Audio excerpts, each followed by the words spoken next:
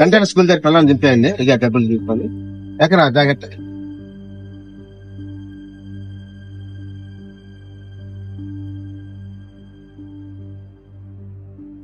నేను సైడ్ కాబన్నా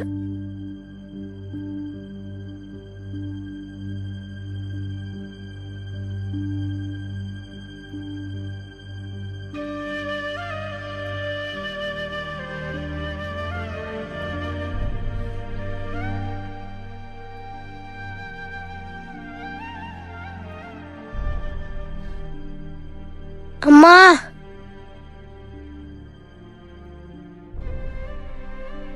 సారీరా తమ్ముడు, చూసుకోలేదు.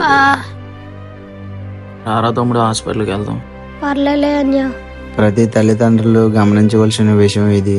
తమ పిల్లలు తామే స్వయంగా స్కూల్ కాడ దిగబడితే మంచిదని మా యొక్క చిన్న వీడియో.